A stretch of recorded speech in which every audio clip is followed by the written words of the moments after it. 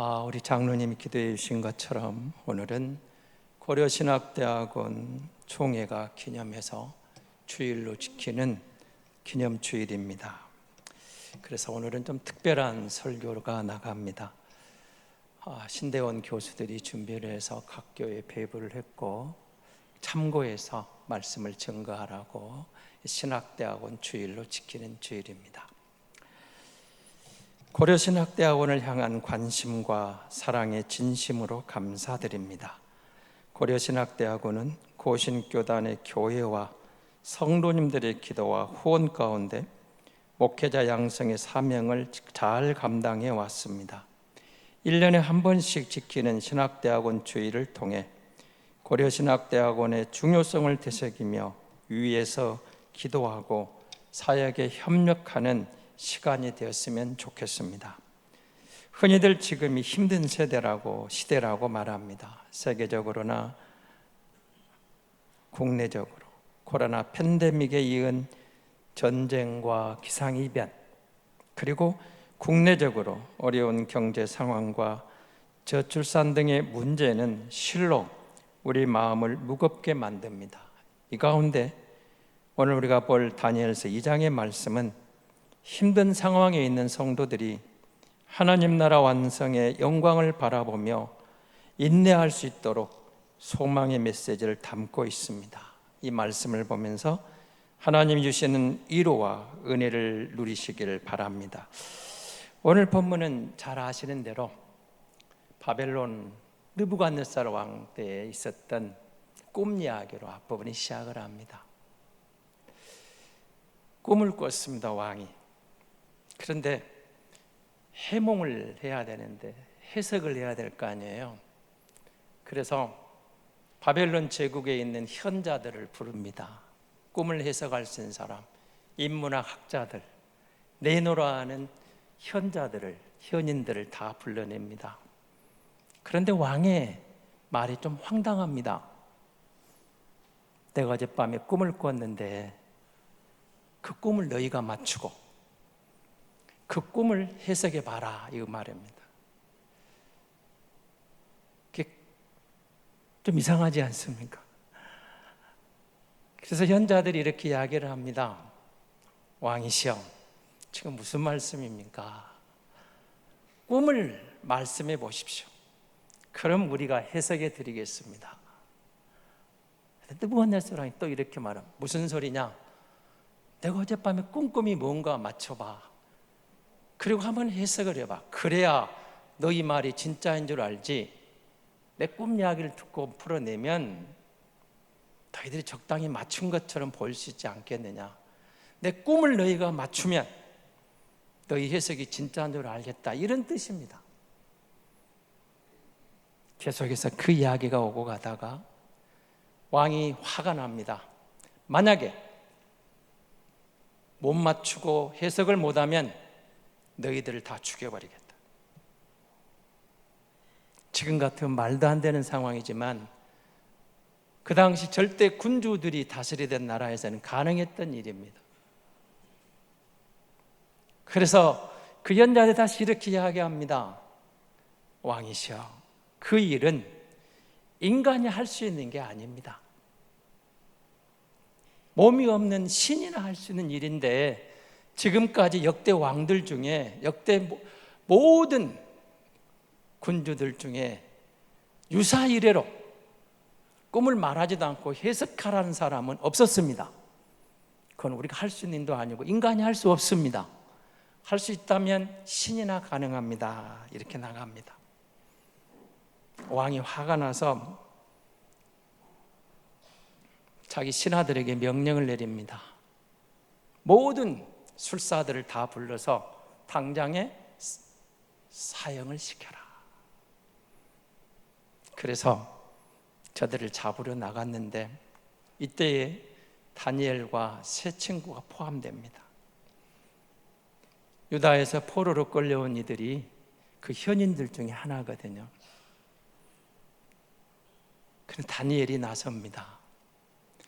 그 명령을 전달하는 집행관에게 왜 그렇게 급합니까? 우리에게 시간을 주시면 제가 해석해 드리겠습니다. 그리고 집에 돌아와서 하나님께 엎드립니다. 새 친구들을 모아놓고 기도하자. 이런 일이 지금 이 땅에 진행되고 있다. 하나님이 우리를 살피면 지혜를 주실 것이다. 여러분, 오늘 18절 말씀을 한번 보실래요? 18절입니다. 2장 18절에 있는 말씀 같이 보겠습니다. 하늘에 계신 하나님이 이 은밀한 일에 대하여 불쌍히 여기사 다니엘과 친구들이 바벨론의 다른 지혜자들과 함께 죽임을 당하지 않게 하시기를 그들로 하여금 구하게 하니라. 19절입니다. 이에 이 은밀한 것이 밤에 환상으로 다니엘에게 나타나 보임에 다니엘이 하늘에 계신 하나님을 찬송하니라. 아멘. 하나님이 다니엘에게 환상을 보여주셨어요. 놀라운 일이죠. 불가능한 일이 이루어집니다. 기적이죠. 왕의 꿈을 다니엘이 봐요. 거기서 그치지 않습니다. 하나님이 다니엘에게 해석을 줍니다. 그리고 왕 앞에 나아갑니다. 오늘 본문은 왕 앞에 나아간 다니엘의 해석이로부터 이제 그 본문입니다. 왕 앞에 등장한 왕 다니엘이 오늘 여러분 36절입니다. 35절 36절입니다. 그 꿈이 이러한즉 내가 이제 그 해석을 왕 앞에 아뢰리이다. 놀랍죠? 전혀 불가능한 일이 하나님이 다니엘에게 답을 주셨어요. 그래서 꿈을 해석을 합니다. 왕이 꾼 꿈은 왕이시여 그거는 큰 신상이었습니다. 근데 큰 신상인데 여기에 등장하는 금으로 된 부분, 은으로 된 부분, 노수로 된 부분, 쇠로 된 부분, 발 부분을 네 가지로 이제 주로 구별을 해냅니다. 이런 꿈이었습니다. 느부갓네살이 깜짝 놀란 거죠. 자기도 꿈이 생각나는 거예요. 아, 내가 저 꿈을 꿨는데. 그는 답을 줍니다. 금으로 된 그 부분을 이렇게 이야기합니다. 지금 바로 당신입니다. 이 로마 제국입니다. 바벨론 제국입니다. 바벨론 제국. 이렇게 큰 제국을 이루고 이렇게 큰 뜻을 이룬 하나님께서 왕에게 주신 그 부분입니다. 그래서 이 부분을 순금으로 된 머리는 느부갓네살 당신입니다. 이 바벨론 제국입니다. 은으로 된 부분, 가슴과 팔은 바벨론 이후에 등장하는 여러분 메데 바사 성경 글이 되어 있죠. 여러분 세계사에서 배운 페르시아 제국입니다. 메데 페르시아 제국이죠. 그 다음에 등장하는 노수로 된 배와 넓적다리는 헬라 제국으로 알려진 그리스 제국입니다. 그리고 마지막 발 부분에 종아리와 발은 놋과 쇠로 된 이 부분, 흙, 진흙으로 된 이 부분은 앞으로 등장할 또 로마 제국입니다. 그러니까 네 제국을 지금 등장시키는 거예요. 지금 진행되고 있는 바벨론 제국, 우리가 포로꾼 이 제국, 가장 높은 느부갓네살 당신 왕 주시는 하나님의 뜻이 있습니다. 그리고 이어지는 메데 바사 페르시아 제국이 올 겁니다. 그리스 제국이 올 겁니다. 로마 제국이 올 겁니다. 여러분, 저는 이 말씀을 보다가 다니엘서를 읽을 때마다 이런 생각이 들어요. 야, 진짜 성경은 하나님의 말씀이다. 그냥 신화가 아니고 자기들의 어떤 뜻을 모으기 위한 역사 현혹시키는 그런 교리가 아니고 세계 역사에 있는 그 가운데서 하나님이 자기 백성과 어떻게 함께 했는가, 어떻게 이 역사를 섭리하시는가, 어떻게 이 역사를 지배해 가시는가, 다스리시는가, 현존했던 역사를 드러내시거든요. 여러분이 성경을 읽으시다가 소위 이제 5대 제국이 등장하거든요. 아수르죠, 아수르 제국이 먼저 등장합니다. 그 다음에 바벨론 제국이고, 그 다음에 메데 바사 제국이고, 그 다음에 헬라 제국이고, 그 다음에 로마 제국, 5대 제국이라고 그럽니다. 근데 지금 바벨론에 다니엘이 끌려와 있는 이때는 이미 아수르는 또 망했거든요. 이때쯤 아수르가 망합니다. 그러니까 새로운 제국이 등장해 바벨론인데 사실은 아수르 앞에 바벨론이라는 나라가 있었어요. 그래서 이때 등장한 바벨론 제국을 신바벨론 제국 이렇게 말도 하긴 합니다. 어쨌든 성경에 5대 제국이 등장을 해요. 근데 이 꿈속에 네 제국을 들어서 하나님이 지금 최고의 통치자인 느부갓네살 왕에게 이 환상을, 이 꿈을 보여주신 이유가 있습니다.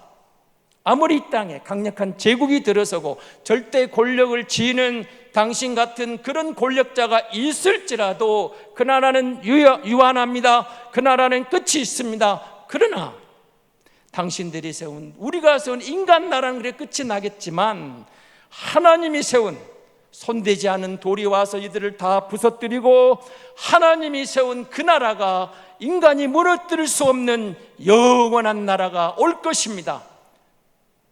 왕도 그러니까 너무 교만하지 말고 하나님을 인정하고 사는 것. 여러분 오늘 34절을 보십시오.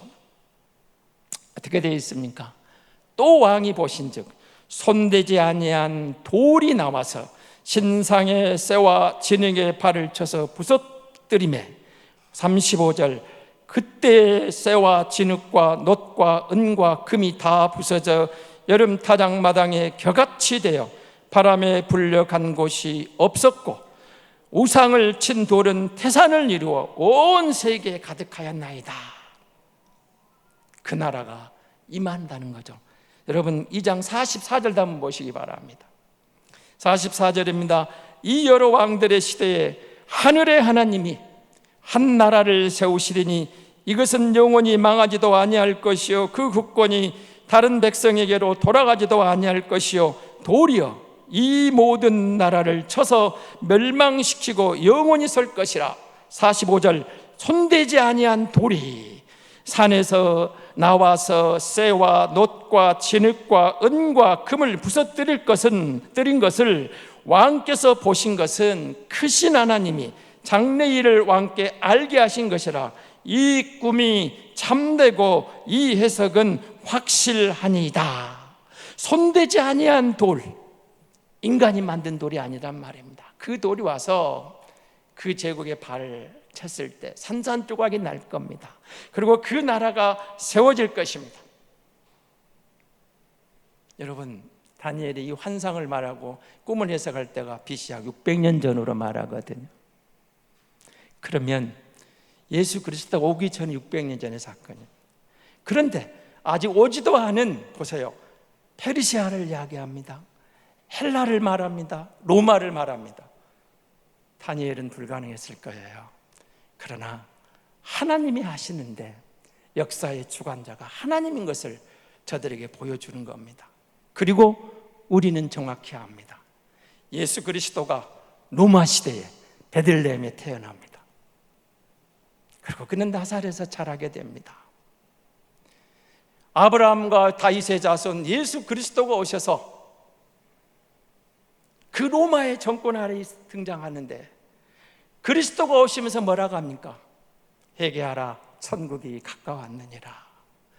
그리스도가 오심으로, 그가 처음 오심으로 우리에게는 하나님의 나라가 이 땅에 열렸다는 거예요. 그래서 우리는 신학적 이 표현을 항상 이렇게 쓰잖아요. 이미 이 땅에 천국이 왔습니다. 그러나 아직 완성되지 않았습니다. 이 땅에 천국이 와서 예수 믿는 우리에게 이 땅에서 우리 마음에 심령이 가난한 자가 되어 옛사람을 버리고 새사람이 되어서 그리스도 예수 안에 열린 하늘의 영광을 맛보게 하셨다는 거예요. 그 나라를 누가 빼앗았겠습니까? 죽음이 빼앗겠습니까?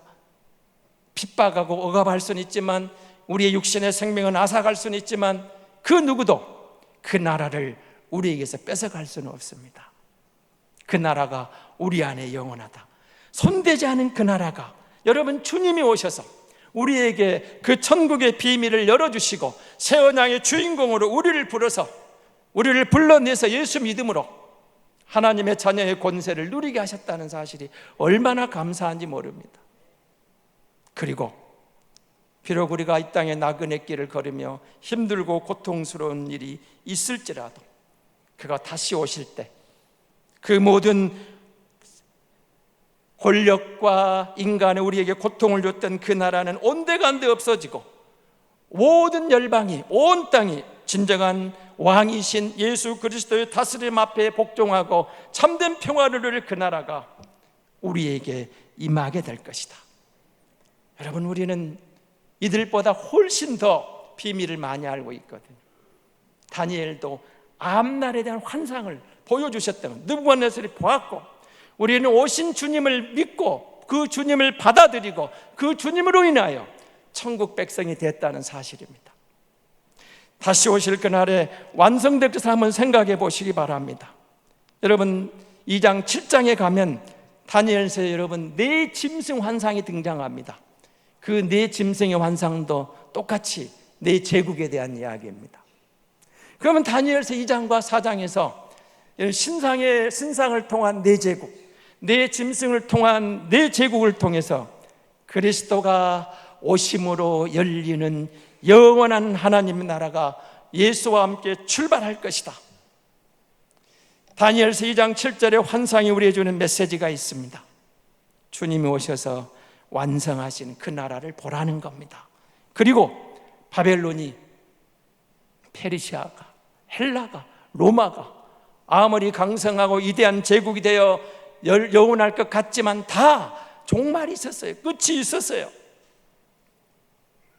끝이 없는 그 나라를 그가 세울 것이라고 그렇게 우리에게 말씀하고 있는 것입니다.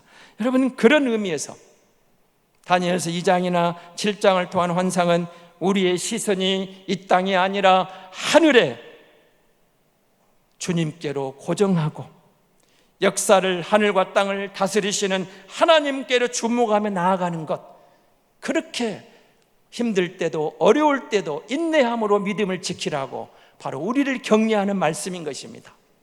과거 일제 36년의 강점기 때 그 신사참배를 강요받으며 생명을 이어받던 우리의 신앙의 선배들이 이 확신이 있었기 때문에 저들의 불의에 타협하지 않고 감옥에 들어가면서도 생명을 빼앗기는 순교를 당하면서도 이 믿음의 길을 인내하며 지켰던 것입니다. 마찬가지로 이 땅의 현실이 아무리 힘겹고 어렵고 때로는 탄식하는 순간이 올지라도, 신앙적 타협과 이업을 강요받는 정권이 있을지라도 타협하지 말고 하늘을 바라보고 주님을 바라보고 끝까지 인내하며 이 믿음을 지키는 성도들이 되라고 하나님은 우리를 위로하시고 격려하고 계시는 것입니다. 여러분, 다니엘 2장을 보면 이 예언에 하나님 나라가 세워질 것이 나옵니다. 그런데 우리는 하나님 나라가 세워진 것을 알고 있습니다. 주님이 오셨다가 십자가에서 죽으시고 부활하시고 승천하시고 다시 오마 약속하신 대로 오실 것이거든요. 우리에게는 그런 소망이 있습니다. 우리 희망이 아니에요. 희망은 내 꿈이기 때문에 이루어질 수도 있고 안 이루어질 수도 있어요. 하나님 주신 소망이 우리 안에 있어요. 이 소망은 반드시 이루어지는데 시간 문제입니다. 때와 시간은 하나님 손에 있지만 다시 오실 주님은 그대로 오실 것이고 그 나라는 완성될 것이고, 그러므로 우리가 걸어가야 될 이유가 있는 것입니다. 창세기 여러분 1장을 보시면서 1장 2절에 하나님 지으신 세계가 얼마나 아름답습니까? 하나님 보시기에 좋았더라. 사람들을 그렇게 지금 너무 좋아하셨어요. 그러나 창세기 3장에 들어서서 인간이 타락함으로 말미암아 모든 죄의 결과로 우리에게 고통이 다가옵니다. 하나님은 그 시대에 저들을 살리고 싶으셨지만 창세기 11장에 가면 유명한 바벨탑 사건이 나옵니다. 점점 더 멀어집니다. 하나님으로부터 멀어지면서 우리 이름을 내자, 우리가 높아지자, 사람이 죄인인 것처럼 하나님으로부터 점점 멀어집니다. 하나님의 다스리심을 거부합니다. 자신들의 교만함이 하늘을 찌를 듯 합니다. 이에 대해 하나님이 창세기 12장에 하신 일이 뭡니까? 한 사람을 택해요. 아브라함을 불러내서 내가 너를 믿음의 조상이라, 믿음의 사람을 불러내서 아브라함을 통해서 한 민족을 세우시고 한 나라를 일으키시면서 나는 너희 하나님이고 너희는 내 백성이다. 가나안에 입성하게 하셔서 하나님 나라를 세우시면서 이제 이들이 약속의 땅에 들어가서 열방을 향하여 하나님 나라가 열방 가운데 알려지고 재건되기를 기대했지만 아쉽게도 이스라엘마저 점점 더 하나님으로부터 멀어집니다. 하나님께 불순종합니다. 반역합니다. 하나님의 모습을 상실해 갑니다. 그 결과로 지금 이 시대, 다니엘 시대, 북이스라엘이 아수르에게 망했던 겁니다. 그리고 600년대 603년 그 무렵이면 아직 남유다는 망하지 않았습니다. 바벨론에게 망하기 직전입니다. BC 586년에 망하거든요. 하나님이 저들을 아수르로 바벨론으로 포로로 끌려간 이유가 간단했습니다. 하나님으로부터 점점 멀어져서 더 악해져서 하나님이 견딜 수가 없으셔서 토할 것만 같아서 견디다 못해 참다 이방 민족에 맡기신 것입니다.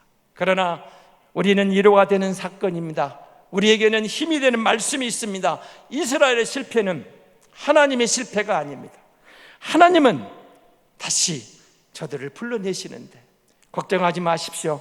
인간 역사가 사람들이 교회를 용납하지 못하고 우리가 실패할지라도 하나님은 결코 실패하지 않습니다. 하나님이 일하십니다. 하나님이 역사하십니다.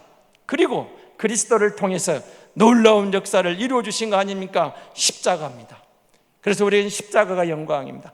십자가 밑에 나가 우리의 죄오물이 해결받았습니다. 우리는 새 언약으로 예수 믿어 하나님 나라 입성을 했습니다. 그리고 비록 우리가 우리의 나그네 길에 힘들고 어렵고 고통스러운 순간이 있을지라도 다시 오실 주님을 대망하면서 주님을 생각하면 우리 마음에 너희 마음에 하나님의 나라가 임했다는 말씀처럼 진짜로 우리가 예수를 믿게 되면 성령이 오셔서 우리가 심령이 가난한 자가 되어 작은 천국을 우리 안에서 누리게 되는 겁니다. 힘들지만 어렵지만 고통스러운 순간, 단식하는 순간이 있을지라도 우리는 주님께서 나 같은 것을 성전 삼으시고 오셔서 우리의 우리를 그리스도의 몸으로 세우시고 머리 대신 주님이 우리와 함께한다는 이 은혜의 길을 허락하셔서 너는 내 것이라고, 아직 완성되지 않은 불완전한 곳에 우리가 있을지라도 이곳에서 주님과 함께 성화의 과정을 겪으면서 하늘의 영광을 맛볼 수 있는 길을 열어주셨다는 것이 얼마나 감사한 일입니까? 여러분, 우리 몸은 머리와 몸이 따로가 아니잖아요. 그리스도가 머리가 되시고 우리가 그의 몸의 지체가 되었다는 사실은 다른 말로 하면 주님과 우리가 하나라는 말이에요. 머리와 몸은 하나예요. 둘이 아니에요. 성령 하나님을 증거해 주시는 거죠. 그리스도 안에서 우리가 하나가 되는 이 놀라운 신비, 하나님의 나라가 우리를 통해서 확장된다는 사실. 사람이 실패하는 것 같아도, 인간 역사가 하나님 나라를 거부하는 것 같아도 하나님은 실패하지 않습니다. 그 나라가 전진적으로 확장되어 갑니다. 마침내 완성을 거두시고 우리를 그곳에서 영원한 안식을, 영광을 함께 누리게 인도해 가시는 줄로 믿습니다. 하나님 나라의 말씀의 중요한 사실을 우리는 사도행전을 보면서 보게 됩니다. 사도행전 1장 8절은 여러분이 잘 아실 겁니다. 같이 외워보죠. 오직 성령이 너희에게 임하시면 너희가 권능을 받고 예루살렘과 온 유대와 사마리아와 땅끝까지 이르러 내 증인이 되리라. 아멘. 사도행전은 이 말씀입니다. 여러분, 앞부분 1절에서 1장에서 7장까지 보면 예루살렘의 복음이 전해져요. 부활하신 주님은 예루살렘이 소동을 합니다. 8장부터 13장, 12장까지 가는 과정에는 이제 유다로 사마리아로 뻗어나갑니다. 그리고 13장에서 28장은 무슨 날이 합니까? 사도 바울을 통해서, 사도들을 통해서 소아시아로, 유럽으로, 그리고 당시 제국의 핵심인 로마로 복음이 들어갑니다. 복음. 그렇게 증거되는 것을 보게 됩니다. 제자들을 통해서 말씀이 확장되어 갔던 것입니다. 그렇습니다. 하나님이 아브라함을 택하셔서 한 민족을 이루시고 하나님이 때가 되니 그리스도 예수를 보내셔서 우리에게 생명길을 열어주시고 주님이 승천하시면서 12제자에게 복음을 맡겼더니 그 12제자들에 의해서 이제 속사도 시대가 나오죠. 그 12제자의 제자들이 또 복음을 전하고 그들을 바톤을 이어받은 제자들이 목회자로 선교사로 복음을 전하고 전해서 오늘 한반도에까지 이방의 땅, 여러분 우리가 이방인이었지 선민이 아니었잖아요. 이곳까지 복음이 하고 웬 사랑인지 웬 은혜인지 우리 앞서대 선조들이 복음을 받아들여서 누군가가 우리에게 이 복음을 전달해서 우리가 그 예수를 믿어서 하나님의 자녀가 되고 이 천국 백성이 됐다는 이 사실이 얼마나 감사한 일입니까? 주님이 부활 승천하셔서 성령으로 역사하시고 주도하셔서 우리가 오늘 예수 믿는 하나님의 자녀가 됐다는 사실보다 더 큰 복이 어디 있겠습니까? 그런데 하나님이 그리스도 한 사람을 통해서 12제자를 택하시고 속사도들을 들어서 그리고 이 복음을 받고 헌신된 종들을 위해서 우리에게 이 복음을 전달해 주셨어요. 하나님이 역사를 주관하시지만 이 땅에서 하나님은 사람을 통해서 일하신다는 것을 말씀하시는 거죠. 그래서 여러분 고려신학대학원의 존재가 바로 이 말씀 사역자를 훈련하고 육성하는 데 있습니다. 특히 우리 고시는 과거 신사참배의 광야에도 불구하고 하나님 나라의 약속을 바라보며 순교적 영성으로 믿음을 지킨 주남선 목사님, 한상도 목사님 등 신사참배를 거부했던 추록 성도들이 주축이 되어 한국교회를 재건하게 세워진 교단입니다. 이 교단의 심장과 같은 고려신학대학원은 1946년 개교 이래 지금까지 헌신하는 많은 목회자 양성에 힘써서 여기까지 왔습니다. 신앙의 전통과 생활의 순결을 파수하며 교회를 섬기고 세계 복음에 힘쓰는 말씀 사역자들을 배출해 왔습니다. 지금까지 많은 사역자를 배출하게 하신 것이 하나님의 은혜요, 그 하나님께 감사를 드립니다. 주님께서 다시 오실 그때까지 이 사명을 성실하게 감당해 갈 것입니다. 그런데 최근 들어 저출산 문제 등으로 인해 신학생 감소 현상이 두드러지게 나타나고 있습니다. 고려신학교원의 입시 경쟁이 낮아집니다. 정말 어려운 상황이 이어집니다. 이 문제는 고려신학대학원의 문제만은 아닙니다. 전국에 있는 모든 신학대학원의 같은 고민입니다. 그 결과로 우려한 현실이 나타납니다. 지역교회가 다음 세대를 준비하는 목회자를 보내달라는데 사람이 없습니다. 선교지에서 사역자를 찾는데 구하기가 너무 어렵다고 아우성입니다. 안타까운 현실. 그런데 아쉽게도 이 상황은 앞으로 더 가속화될 것입니다. 현 위기 상황에 대처하기 위해 고려신학대학원은 올해부터 한 교회 한 신학생 보내기 운동을 전개하고 있습니다. 개교회가 지금 미래 사역자를 발굴하여 준비시키지 않으면 미래가 보장되지 않습니다. 감사하게도 이 일에 많은 교회가 동참해주고 계십니다. 각 교회에서 바른 믿음, 바른 인품과 더불어 잘 준비된 청년들을 보내주시면 목회자로 선교사로 자질을 갖춘 인재들을 계속 발굴하여 신학대와 대학원에 추천해 주시기를 부탁드립니다. 젊은이들이 이 세상의 출세와 부귀영화가 아닌 하나님 나라에 대한 비전을 품고 나아가도록 지도해 주시고 격려해 주시기 바랍니다. 이 길을 가려는 청년들이 재정 때문에 어려움을 겪지 않도록 학업에 필요한 재정을 아낌없이 지원해 주시기 바랍니다. 결국 하나님은 사람을 통해 일하시고 그런 의미에서 교회의 미래는 결국 신실한 사역자에 달려 있습니다. 교단과 한국교회 100년 대계를 위해 지금 결단하고 움직여 주시기를 부탁드립니다. 무엇보다도 하나님께서 다시 한번 한국교회의 부흥을 허락해 주시도록 한마음으로 간절히 기도해 주십시오. 우리 힘으로 할 수 없으나 오직 주권적으로 역사하시는 하나님은 하실 수 있음을 믿으며 회복과 부흥의 은혜가 우리 교회에 임하기를 기도해 주시기 바랍니다. 우리는 지금 다니엘서 2장 한상 느부갓네살의 꿈을 살펴봤습니다. 신상환상을 통해 예언대로 그리스도께서 노마 시대에 오셔서 십자가에 죽으시고 부활하시고 승천하시고 영원한 하나님 나라를 출발시켜 주셨습니다. 그리고 그때부터 이 땅에는 성령과 교회를 통해 온 세계 열방으로 하나님 나라가 확장되어 왔으며 확장되고 있습니다. 우리는 하나님 나라 완성을 기대합니다. 꿈꿉니다. 소망합니다. 약속대로, 그 말씀대로 그날이 올 줄로 믿습니다. 오늘 말씀을 보시면서 하나님께서 주권적으로 이루어가시는 역사의 흐름 앞에 우리가 어떻게 반응할까요? 세 가지 말씀으로 마무리하려고 합니다. 첫째, 이 땅의 시대적 환경적 상황을 넘어 곧 도래해야 할 하나님 나라의 완성을 바라보며 끝까지 믿음으로 살아야 합니다. 과거 바벨론 포로로 끌려갔던 이스라엘 백성과 그 후에 성도들이 하나님 나라의 승리와 완성이라는 다니엘서의 말씀을 붙들고 끝까지 믿음을 지켜나갔듯이 우리 역시 세상의 유혹과 핍박 가운데서 변함없이 믿음 위에 굳건히 서 있어야 합니다.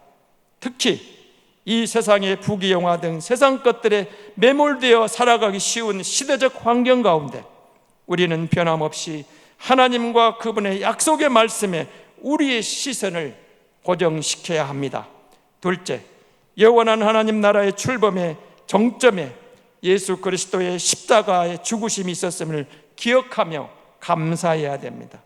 이 세상을 구원하며 하나님 나라를 회복하고 완성해 가시는 하나님의 열심이 우리 주 예수 그리스도의 희생적 죽음을 통해 실현되었음을 기억하고 그 사랑에 감사하는 마음으로 하나님의 나라 위에 헌신하는 우리 모두가 될 수 있기를 바랍니다. 마지막으로 하나님 나라의 사역은 하나님이 주도하심과 동시에 사람을 통해 일하심을 기억합시다. 특히 말씀 사역자를 양성하는 고려신학대학원을 기도하여 주시고 후원해 주시고 계속해서 신실한 목회자들이 많이 배출될 수 있도록 함께 힘써 주시기를 바랍니다. 하나님께서 우리의 간절한 기도와 노력 가운데 다시 한번 교회와 교단과 이 나라 가운데 큰 은총을 내려주시기를 소망합니다. 감사합니다.